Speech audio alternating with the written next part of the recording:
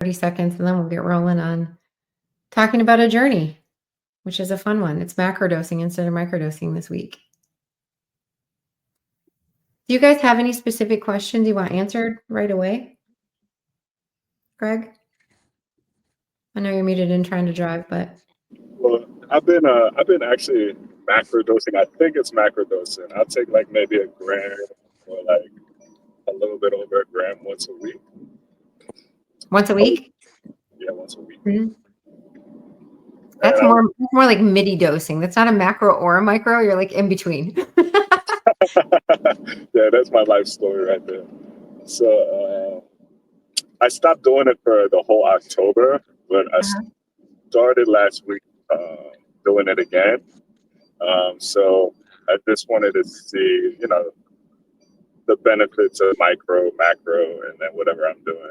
See what actually might work better for me. Got it. Okay. So is there a particular strain that you're doing this with, or are you just like winging it? No, I've been using the same strain until October because now I can no longer get that strain. So Okay. then I kind of stopped because I was like really loyal to this strain. But Uh-huh. it was Natalensis. Okay. All Uh, right.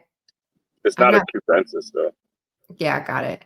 It's not like a penis envy or anything like that, because penis envy at a gram will give you kind of a macrodose, but um, it's one of the stronger shrooms. But some of the other ones like Mazas won't give you the macrodose experience at a gram. So I was just curious where you're at on that. Let me see. I forget what the ending is called. Let me just check.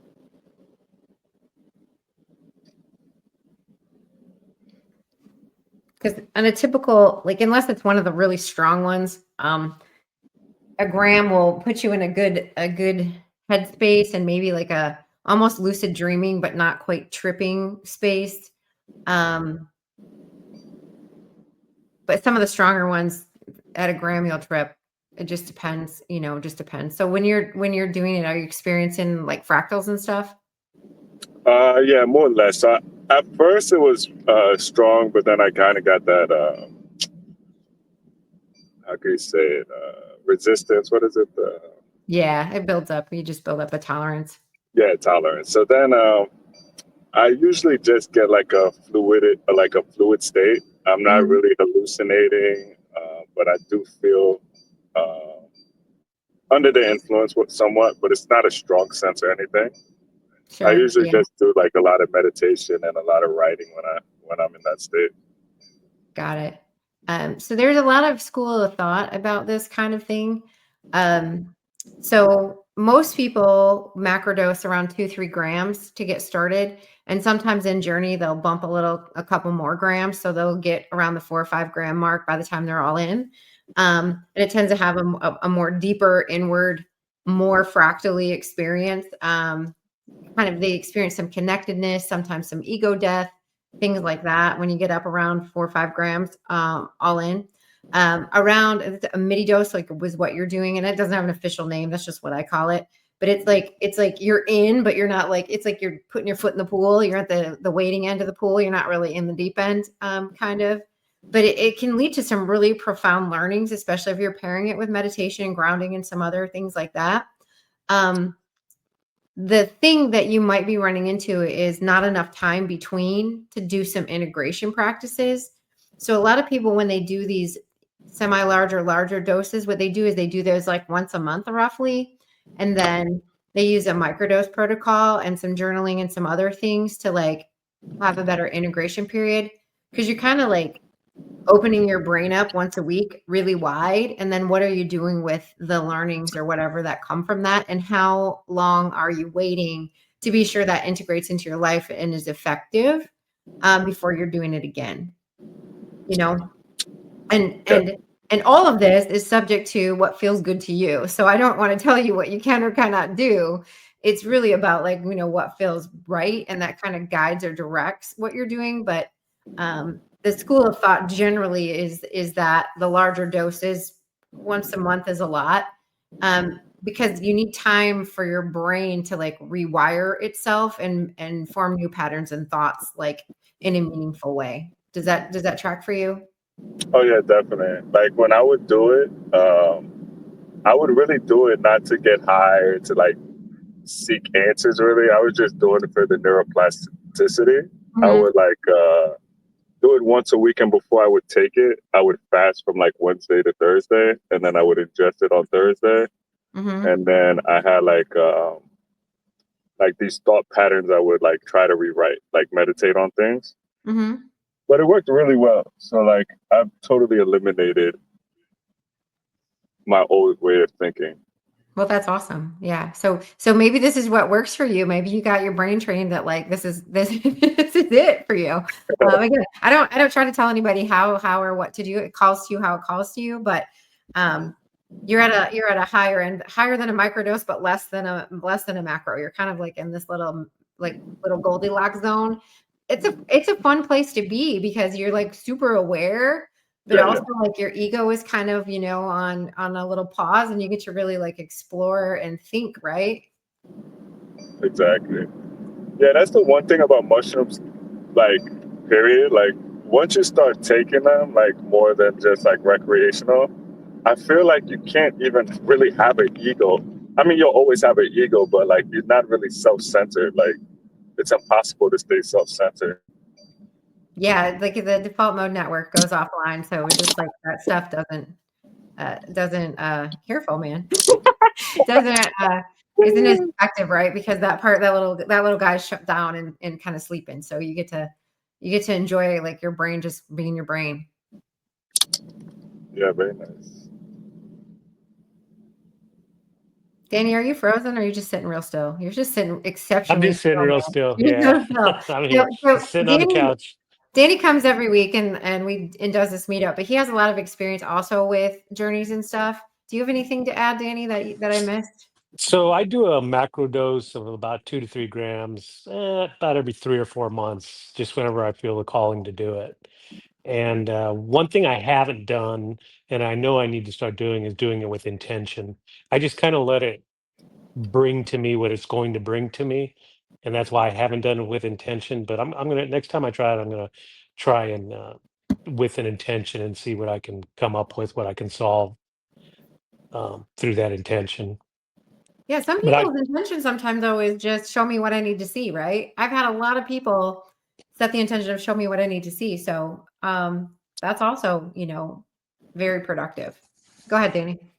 No, that's kind of what I do. I just let it bring to me what it's going to bring to me, and every time it's somewhat similar but still different. So I learn something new with every macrodose.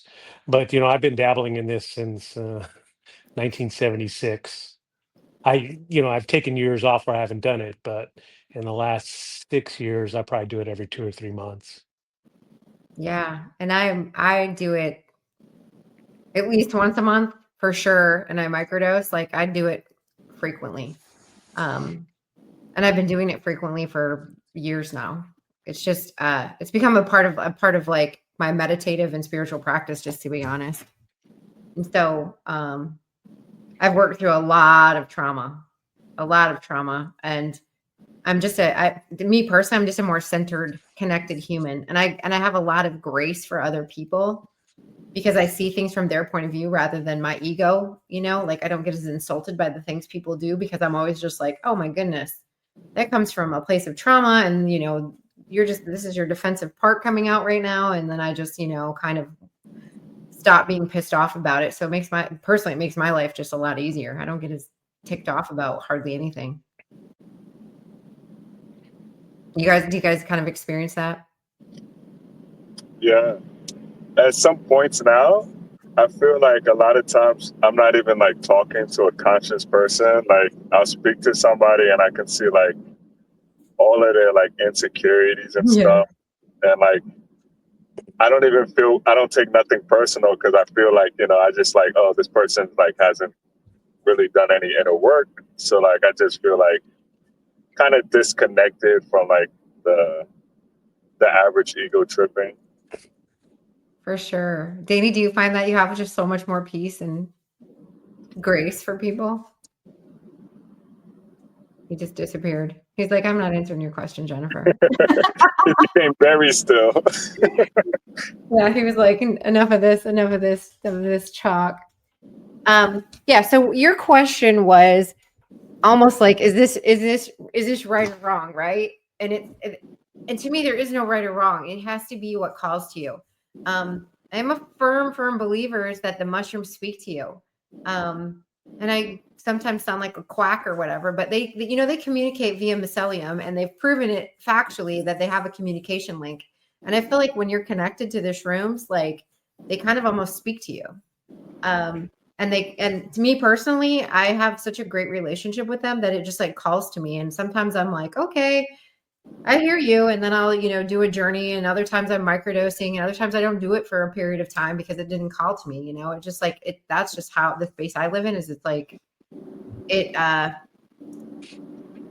speaks to me, and then I go with it. Yeah, I agree. Like it can be a coincidence or whatnot, but I'll take shrooms, and then almost every time I'm in nature, I'll end up arriving to like a patch of shrooms, like the only place where shrooms are. So I'd be like, either I'm a quack, or this shit is just like, can't be a coincidence like that.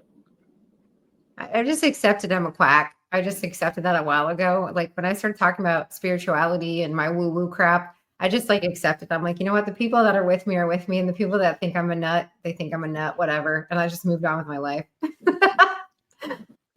Yeah, I don't talk about this with nobody. Oh no, you need to find some friends that you can talk to with this. I mean, me and Danny are becoming fast friends. We talk about this on Signal, and then I'm like, you got to do a cutting cord ceremony, man. You got to get rid of bad energy. You got to sage some stuff. I've always found though that whoever needs to hear about it, you talk to them about it, and other people you just don't. And the ones you talk to about, they're like, "Wow, I had questions about that. How did you know?" So it just kind of the universe brings me the people to talk to about it. Yeah, for sure. And that's another reason, like Danny and I were talking about this as you got here, Greg. That's another reason I started this meetup group is because, my friend group has changed, completely turned over since I started, my first journey. And I'm okay with that. And now I'm surrounded by people that either they think I'm fascinating or they're also into this stuff. I can't decide if I'm a zoo animal or not, but at least they're on board with the stuff I talk about and the things I do. And they just are like, all right, cool. Instead of, when I first started this, people are like, oh, okay, so you went and you did some drugs in the desert, so now you're healed. That's magical. Cool. And now my friends are like, wow, look at how much you've changed and how you've evolved as a person and how much more at peace you are and other stuff like that I've noticed. So the people that have stayed the course, are like on board with whatever it is I'm doing. And the people that thought I was crazy, they kind of exited the building. Not in a bad way. We didn't have a fight or anything, but they definitely aren't around anymore and they think I'm a nut. So it's whatever. Did you guys find that as well well, Danny, you've been doing this since I was born, so I don't know if you know. Well, a lot of people more and more people are coming on board to either talking about it or doing it themselves. Even when I introduce it to people that have never done it, after a while they say, I kind of like to try that. Yeah. I see how your attitude is. I'd love to try that. And I've never had a bad experience introducing it to people whatsoever. Right. Greg, have you introduced anybody to this and had them be receptive and on board? Yeah, more or less. So like a lot of the spiritual practices I do is more for like inner resolution, rather than really, trying to convert people over. So I got a couple of friends who do it, but I feel like in this regards, they do it like in a recreational form rather than like a more of an enlightened way. So, I mean, I have introduced people to it, but I'm not really trying to, I can be perfectly centered by myself and still be totally like normal socially. Mm-hmm. So I don't really wear it on my sleeve. You know what I mean? It's kind of private for me. Sure. My boyfriend, when I met him, had done this recreationally and never spiritually. And then we did it recreationally together just for shits and gigs. And then we did it like my way. I said, I'll do it your way. And then you're going to do it my way. He said, okay. So we did it my way. We did it spiritually. And he was like mind blown. He's like, I had no idea it could be like this. And so I'm definitely very vocal about it because I really want it to become legal and mainstream like cannabis has. And more so that it's, completely legal. And so I'm very vocal about how I feel about it. I'm very vocal about signing petitions for it. I'm very vocal about speaking out and educating people on it. It's near and dear to my heart. So I'm like, as much as you're quiet, I'm vocal. I won't shut up. And I think that it's gonna follow the cannabis path, but it may be more accelerated because people do associate cannabis with being a stoner or some other stuff, and psilocybin is just like this mystery to people. They don't understand it, and they're just like, well, I heard, and da da da da da, like whatever, all these like rumors on the street, but then they talk to somebody or they have an experience and all of a sudden it changes everything. And they don't see the Cheeto eater on the couch, that people associate with, smoking pot or whatever. Even cannabis has spiritual like context. It can be used spiritually. Some people have some really deep experiences when they're using cannabis. So I don't want to poo-poo on it, but the stereotype is, the dude on the couch eating Cheetos and playing video games or whatever. Psilocybin has a little different, it's tripping balls in the woods and listening to music, I think is the stereotype for that one. So it scares people a little. I don't know. I don't know. The weed nowadays is so strong. I I trip on know. weed. I don't do it, a couple times a year, but I can trip on weed on just a little bit too. Yeah, that stuff is like out of this world strong. I don't mess with it because it just lays me out. I just get weird and I get quiet, which is so not like me. And then I get really introspective and then I get weirded out and I'm like, oh, I don't want anybody to know I'm high. I'm like, the freaking world knows you're high. So you can't hide that. You're drooling on yourself in a corner and you're very quiet. Everybody knows.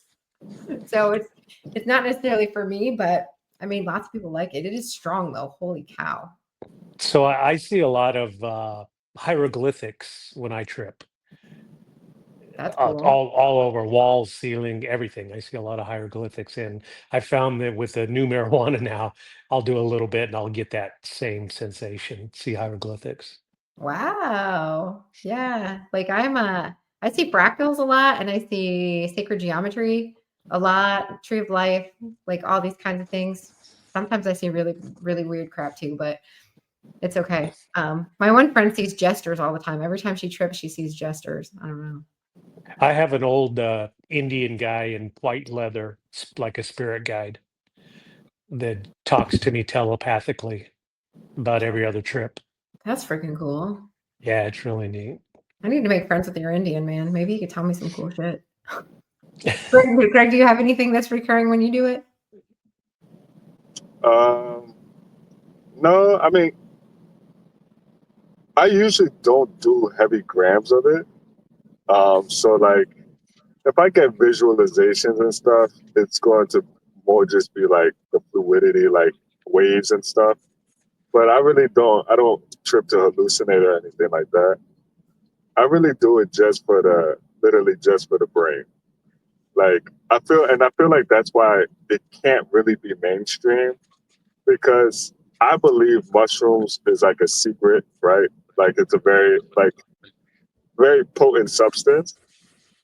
But I feel like in today's society, everything's about abuse. Nobody has self-control. And like if they try to legalize this, they're just going to hear endless reports on the news about how people took too many doses. And I just feel like it's very hard to legalize any type of hallucinogenic. Well, the good news about shrooms is you have to eat, I think it's 50 pounds to overdose. Nobody's going to eat 50 pounds of mushrooms ever in their life. Like that's just ridiculous amount. And secondarily to that is like, you come to a point when you take a certain amount, like, which is what they call a God dose, where you don't move because you're dissociated from reality. And so you're not going anywhere and you're not doing anything. You're just going to sit very still and hallucinate your freaking face off. And then over time, the amount you need to take to get to that space increases vastly because you build up a tolerance to it. So it's almost one of the most non-addictive substances out there, psilocybin is. So the fear of that is unwarranted, unlike MDMA, for example, which you can actually die from. It is a tool that people use, but you can die from it. You can overdose on it and give yourself serotonin syndrome, which is a real thing. Psilocybin, like I said, you have to eat 50 pounds to overdose. It's some absurd amount that I don't even think you could physically eat in a sitting if you tried. Jen, have you ever done a hero's dose? 5 Oh grams yeah. or more? Oh yeah. See, I did. I never have because I need somebody to trip sit for me, right? And I just haven't found.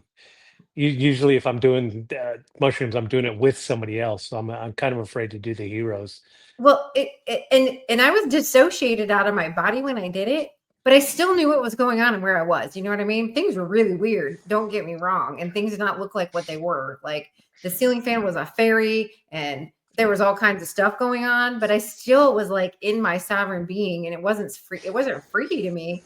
It was weird. Don't get me wrong, it was weird as all hell, but it didn't freak me out by any stretch of the imagination.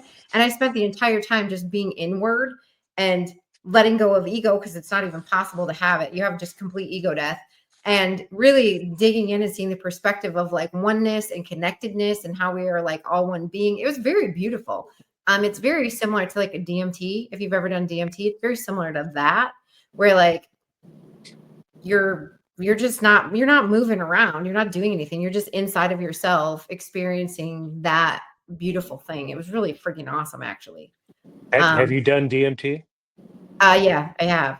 See, I never have. I've been kind of afraid of it. Coolest 15 minutes of my life. It was a same experience. It's just like you just go into this like place of like, first of all, you have to surrender and just accept it is what it is. Because if you fight it, it becomes difficult.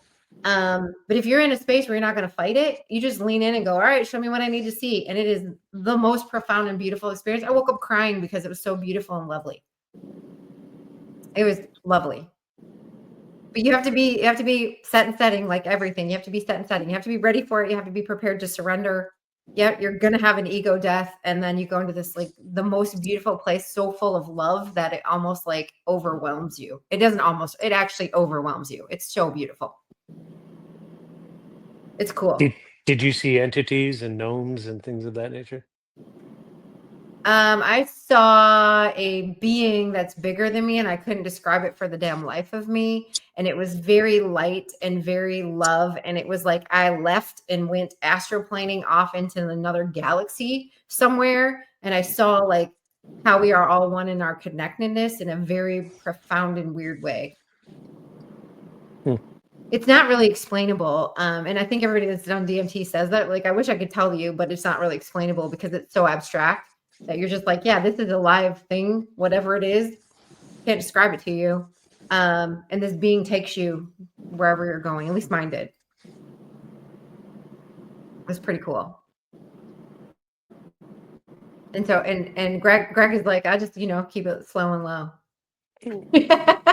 No, my friend has been trying to convince me into DMT too. No, and I'm not jumping off the bridge. And he's like, you have to.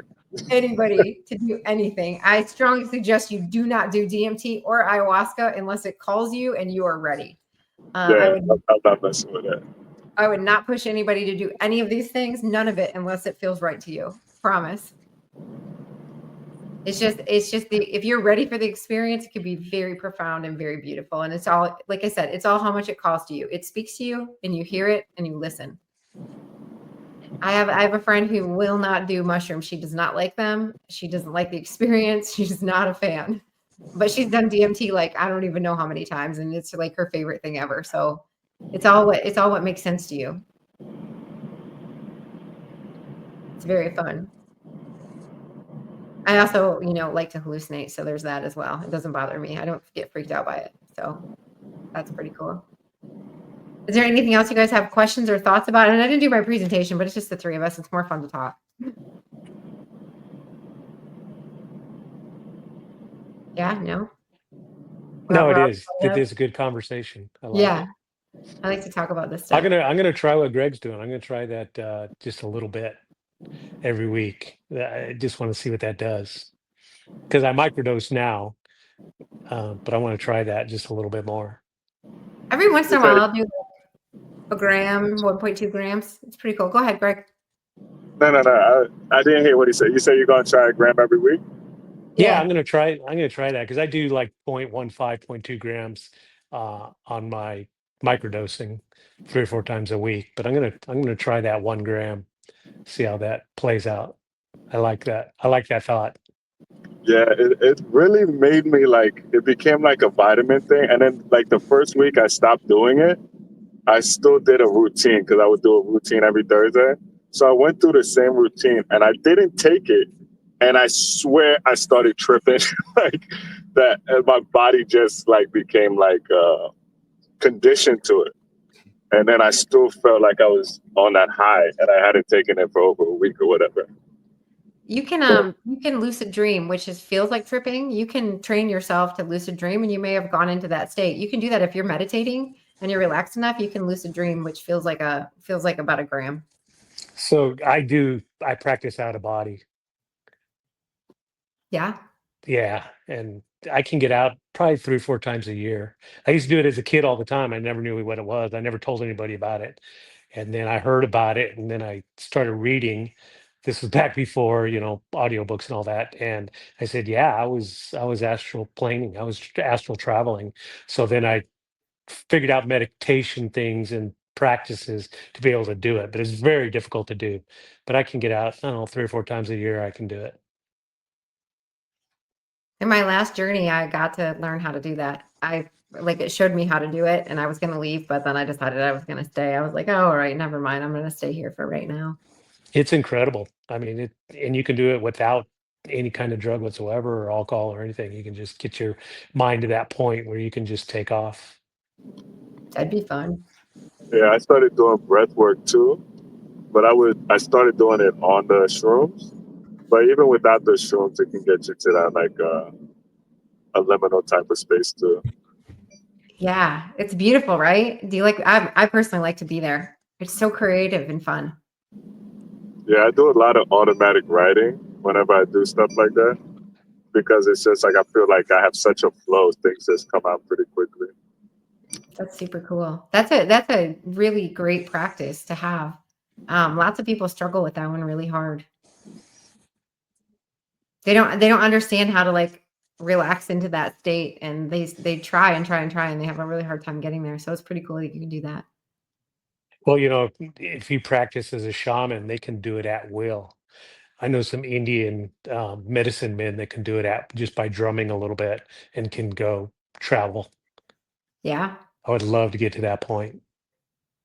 When I sit with people, I drop in with them. It's the most interesting thing ever. When I sit with them, all of a sudden I'll just drop in with them and I'll know where they're at. And I'm like, oh, okay, you're ready to go. Let's go. So it's very fascinating.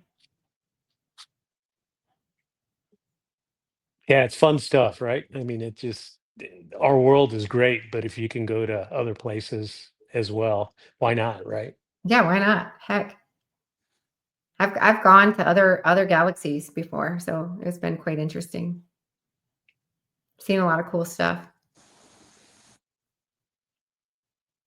And also creative. Like you come out of that so creative. Like the days following, I'm so creative. I can do so many like things just come to me. I'm like, oh, this is amazing. Blah, blah, blah, blah. So much fun. What else, guys?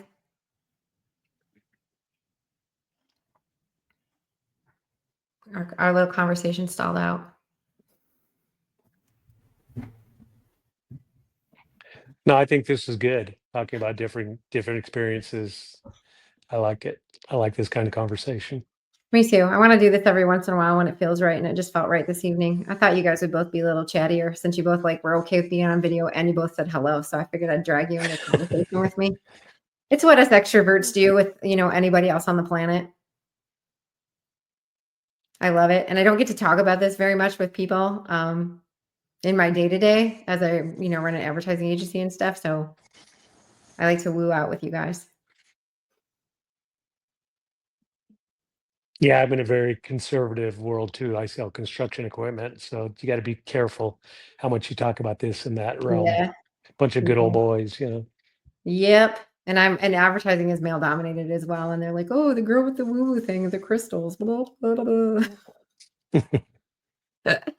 And then I laugh at them and I'm like, if you only knew. All right, guys. If there's anything else you guys want to chat about? Are we good for this evening? Good? All right.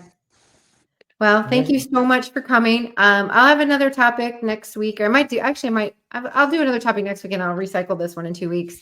If you guys want to come and attend, and if ever you want to have a chat like this with any group of people are asking me about creating a space for us to be able to just talk about stuff. So I'm probably going to do that pretty soon. Just with the holidays, it's getting a little weird. But I love these conversations. And if ever you just want to talk to me, you can reach out to me on Signal. It's sillygirl.44. We can connect, and I'm happy to talk to you about anything. It's super cool. It's fascinating, and I love it. So thank you for coming. Thanks. Enjoyed it. Have a good night. You too. Bye-bye. Bye, Greg. Thank you for coming. Appreciate it. I'll see you next week. Yep. Bye-bye.